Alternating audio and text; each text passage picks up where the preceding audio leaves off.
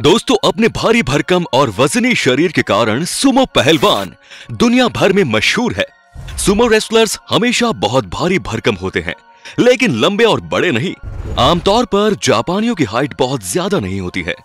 आपने टीवी पर जापान के सुमो पहलवान तो देखे ही होंगे, जिनकी फाइट देखकर रोमांच से ज्यादा हंसी अक्सर लोगों को आती है। और आए भी क्यों ना, इनका भारी भरकम शरीर देखकर हैरत जो इतनी होती है। सुमो फाइटर्स को रिकिशी कहा जाता है। रिकिशी फाटू नाम का एक बेहद मशहूर WWE रेसलर भी हुआ करता था। आपने देखा होगा कि वो भी बहुत मोटा था। उनके लिए उनका वजन ही सब कुछ है। इसके लिए वे ढेर सारा खाना खाते हैं।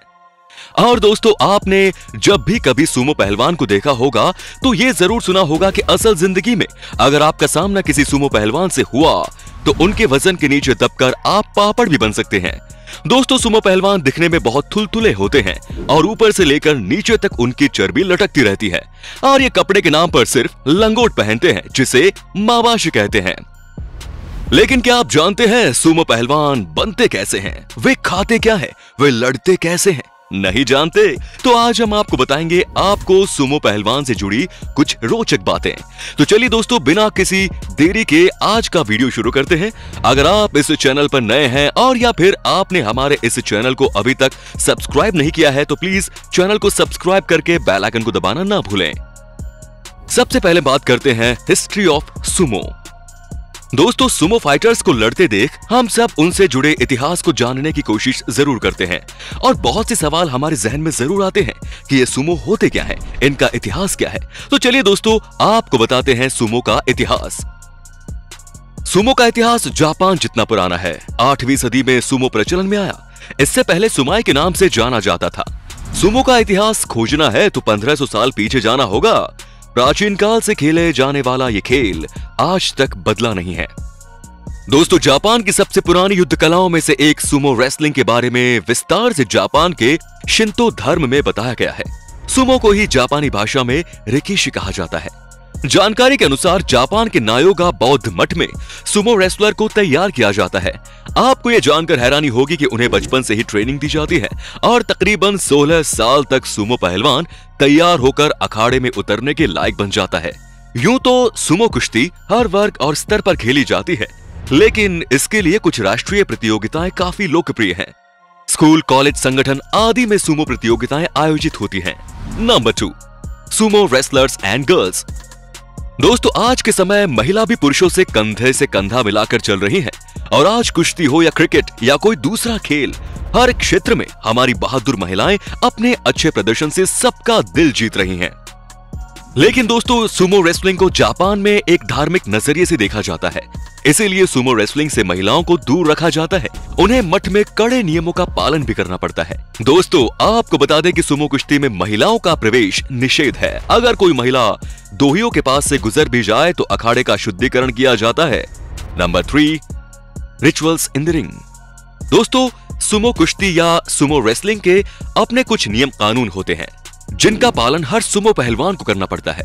जब भी रिंग में कोई सुमो पहलवान कुश्ती के लिए उतरता है तो उसे रिंग में मौजूद दोनों पहलवानों को अपनी पारंपरिक पोशाक में सबसे पहले प्रार्थना करनी पड़ती है और फिर शुरू होता है सुमो टूर्नामेंट। सुमो पहलवानी एक पुरानी सभ्यता से जुड़ी होने के कारण सुमो पहलवानी में रीति रिवाज काफी ज्यादा मायने रखते हैं। इसीलिए फाइट से ठीक पहले सुमो पहलवान हवा में नमक उछालते हैं। ऐसा माना जाता है कि नमक के उछालने से वहां का वातावरण शुद्ध और बुरी आत्माएं वहां से भाग जाती हैं। एक मैच तब तक समाप्त नहीं होता जब तक एक पहलवान को या तो रिंग से बाहर नहीं किया जाता या यदि उसके पैरों के तलवों के अलावा उसके शरीर का कोई हिस्सा जमीन को छूता है। मैच को जीतने के लिए इसमें वजन, फुर्ती और ताकत का जबरदस्त तालमेल जरूरी है। आपको बता दें कि जापान के यासुकुनी मठ में होने वाले इस आयोजन को चीन और कोरिया के लोग पसंद नहीं करते हैं। Number 4, special diet. कई जापानी फूड एक्सपर्ट्स के मुताबिक सुमो रेसलर्स किसी आम आदमी की तुलना में 5 से 8 गुना तक ज्यादा कैलोरीज वाला खाना खाते हैं। कहा जाता है कि कई पेशेवर सुमो रेसलर्स रोजाना 10,000 कैलोरी से ज्यादा तक लेते हैं। सुमो फाइटर्स अपना खाना खुद बनाते हैं। सुमो रेसलर्स ब्रेकफास्ट नहीं करते। ये सुबह जल्दी उठकर खाली पेट लगभग 5 घंटे तक कुश्ती की प्रैक्टिस और एक्सरसाइज करते हैं।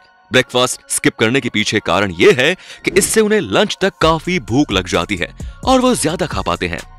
इतना ही नहीं, सुमो रेसलर्स के लिए लंच के बाद 4 घंटे से ज्यादा की नींद लेना जरूरी है।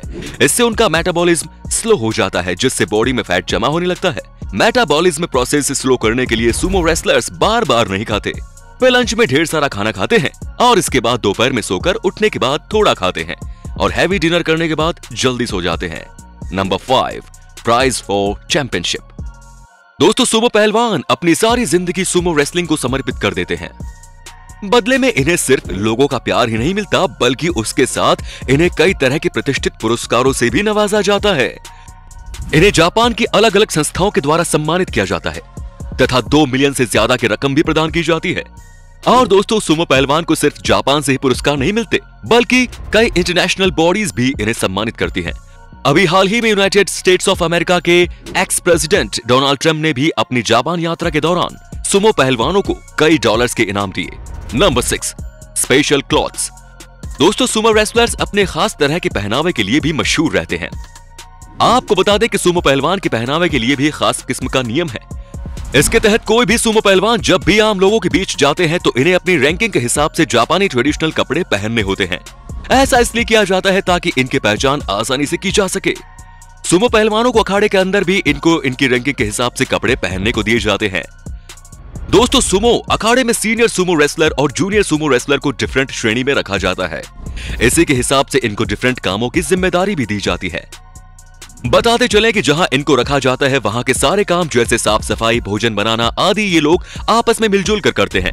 इससे इन लोगों में आपसी प्रेम भी बढ़ता है और ये खुद को ज्यादा तरोताजा रख पाते हैं। सीनियर जूनियर मिलकर काम करते हैं, इससे जूनियर्स के मन में हीन भावना का संचार भी नहीं होता। फलस्वरूप अखाड़े का माहौल हमेशा स्वस्थ रहता है। Number 7, heaviest Sumo wrestler. दोस्तों, क्या आप जानते हैं कि दुनिया के सबसे हैवीएस्ट सुमो रेसलर कौन है और उनका वजन क्या है? नहीं पता? चलिए हम ही आपको बता देते हैं। दोस्तों, 8 मई 1984 में जापान के साइतामा शहर में जन्मे शिकोना यामामोतोयामा रियोता, जिन्हें दुनिया यामा के नाम से भी जानती है। सुमो पहलवान यामा का वजन 265 किलोग्राम था और ये सिर्फ सबसे भारी सुमो पहलवान ही नहीं थे, बल्कि ये जापान के अब तक के सबसे भारी इंसान भी है। दोस्तों, यामा ने 2011 में सुमो रेसलिंग से रिटायरमेंट ले लिया था। Number 8, Sumo ranking system. दोस्तों, सुमो रेसलर्स एक प्रोफेशनल रैंकिंग को फॉलो करते हैं, जिसे 6 स्टेजेस में डिवाइड किया गया है। ये रैंकिंग हर सुमो पहलवान को उसकी योग्यता के आधार पर दी जाती है। आपको बता दें कि सुमो रेसलर्स की रैंकिंग में हमेशा चेंजेस होते रहते हैं। ये चेंजेस उनकी मेरिट तथा रिंग में हुई हार जीत से डिफाइन की जाती है। हर रैंक अपनी 2 सब रैंक में भी डिवाइड होती है, जिन्हें ईस्ट और वेस्ट कहा जाता है। ईस्ट सब रैंक्स वाले वेस्ट वालों से ज्यादा सुपीरियर माने जाते हैं। दोस्तों, माकुची ये सबसे टॉप रैंक है, इसमें 42 रेसलर्स हैं और जूरियो सेकंड हाईएस्ट रैंक, जिसमें 28 रेसलर्स होते हैं। नंबर 9, मावाशी। दोस्तों, सुमो रेसलर्स को देखते समय आपके मन में जरूर ये ख्याल आता होगा कि ये सुमो रेसलर द्वारा पहना गया कपड़ा कोई मामूली कपड़ा होता होगा।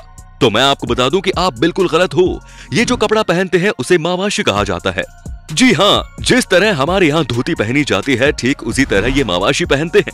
ये काफी ट्रेडिशनल नाम है, जिसे 20वीं शताब्दी से नाम दिया गया है। आपको जानकर आश्चर्य होगा कि जिस तरह भारत में आईपीएल का आयोजन होता है और सभी जानी मानी कंपनीज अपने बिजनेस के एडवर्टाइज करने के लिए बहुत सारे एडवर्टीजमेंट लगवाती हैं और हमें प्लेयर्स की जर्सी पर उनकी कंपनी की एड दिखाई देती है, कुछ इसी तरह जापान में कंपनियां इस फाइटिंग में पैसा पानी की तरह बहाती हैं अपनी ऐड करने के लिए। और मावाशी को कुछ इस तरह बनाया जाता है कि जिससे ऊपर उस कंपनी की ऐड दिख सके। जो सीनियर प्लेयर होते हैं उन्हें सिल्वर बैट लगाने की अनुमति होती है, लेकिन जो जूनियर होते हैं उन्हें साधारण कपड़ा ही पहनना पड़ता है।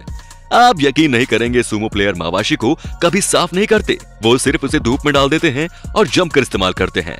And last number 10, driving ban. दोस्तों, जापान में सुमो पहलवान को ड्राइविंग करने नहीं दी जाती। ड्राइविंग को सुमो रेसलर्स के लिए बैन किया गया है। अपने भारी भरकम शरीर के कारण इन्हें कार्स या कोई वाहन नहीं चलाने दिया जाता, ताकि वो किसी तरह की दुर्घटना के शिकार न हो और दूसरे भी उनसे सेफ रहें। यदि ये वीडियो आपको अच्छी लगी तो इसे लाइक और शेयर करिए और वीडियो में आपको सबसे ज्यादा कौन सा पार्ट अच्छा लगा कमेंट में जरूर बताइए। धन्यवाद।